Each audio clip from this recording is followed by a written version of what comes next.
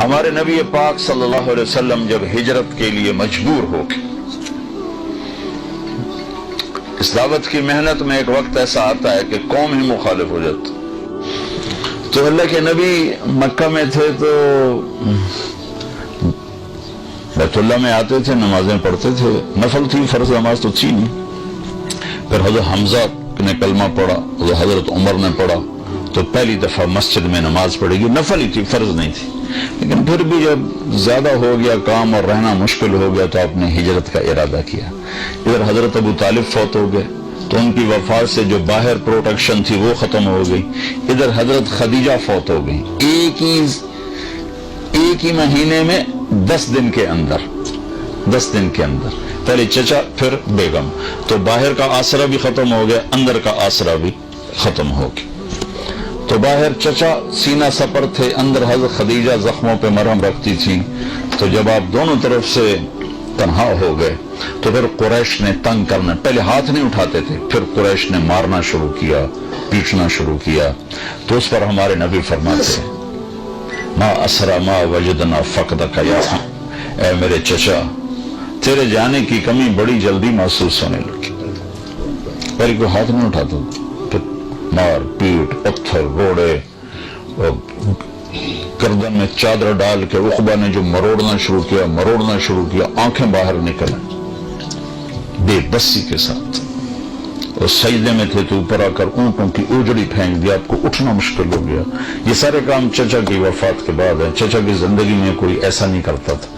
ویسے منہ سے تنگ کرتے تھے، ہاتھ کوئی نہیں اٹھاتا.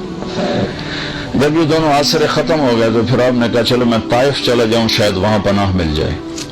وہاں تشریف لے گئے تو انہوں نے وہ حال کیا کہ 3 میل اللہ کے نبی کو تو پتھر پڑے، اور آپ گرتے تھے اٹھتے تھے. تو جب آپ واپس پہنچے تو آپ کو مکے میں داخل ہونے کی ہمت نہیں رہی. تو آپ نے سہیل بن عمر کو پیغام بھیجا، مجھے پناہ دو، میں اندر آنا چاہتا ہوں. اس نے انکار کر دیا.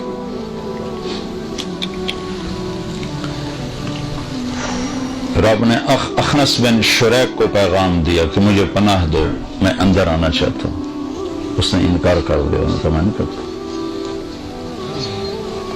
پھر آپ نے مطعم بن عدی کو پیغام بھیجا کہ میں اندر آنا چاہتا ہوں، مجھے پناہ دو. تو پھر مطعم اپنے بچوں کو لے کر گیا اور آپ کو لایا اور کہا کہ میں نے ان کو پناہ دی ہے، ان پر کوئی ہاتھ نہ اٹھائے. تو حالات ایسے ہو گئے تھے کہ رہنا بڑا مشکل ہو گیا تھا. تو آپ نے پھر حج کے دنوں میں حاجیوں میں گشت کرنے شروع کیے کہ کوئی مجھے ساتھ لے جائے اور میں اللہ کا پیغام پہنچاؤں. تو سب سے زیادہ جو دکھ والی بات آپ سنتے تھے وہ یہ ہوتی تھی کہ قبیلے والے پوچھتے تیری قوم کا تیرے ساتھ کیا معاملہ ہے. تو آپ فرماتے انہوں نے تو جھٹلا دیا ہے. تو وہ کہتے جب تیری قوم نے تجھے جھٹلایا ہے تو ہم تجھے سچا کیسے جانے. پھر آپ بڑے دکھی دل کے ساتھ واپس آتے تھے. کیا گزرتی ہوگی اللہ کے نبی کے دل پر. اللہ کائنات کی افضل ترین ہستی وَأَحْسَنَ مِنْكَ لَمْ تَرَ قَطُّ عَيْنِي. یا رسول اللہ آپ جیسا حسین کسی آنکھ نے نہیں دیکھا، نہ میری آنکھ نے دیکھا. وَأَجْمَلَ مِنْكَ لَمْ تَلِدِ النِّسَاءُ. آپ جیسے عالی نسل والا یا رسول اللہ کسی ماں نے نہیں جانا. اتنا فَقَانَ قَابَ قَوْسَيْنِ أَوْ أَدْنَىٰ، اتنے اونچے مقام والے. عَسَىٰ أَن يَبْعَثَكَ رَبُّكَ مَقَامًا مَحْمُودًا، اتنے اونچے مقام والے. بنو حنیفہ کو دعوت دی، انہوں نے گالیاں نکالی. آپ اونٹنی پہ سوار ہوئے، اونٹنی کھڑی ہوئی تو اس نے پیچھے سے نیزہ مارا ابن بجیرہ نے. تو آپ اونٹنی سے گر کر زمین پر آئے، تو یوں گرے، چٹانوں کے اوپر گرے. یہ وہ ہے جس کے چہرے کی اللہ نے قسمیں کھائیں، والضحیٰ، جس کی زلفوں کی قسمیں کھائیں، واللیل اذا سجى. نیزہ لگا، الٹ کے گرے.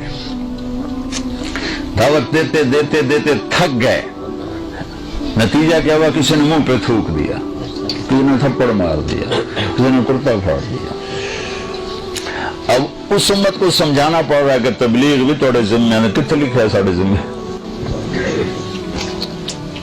کچھ پڑھو تو پتہ چلے کہ ذمے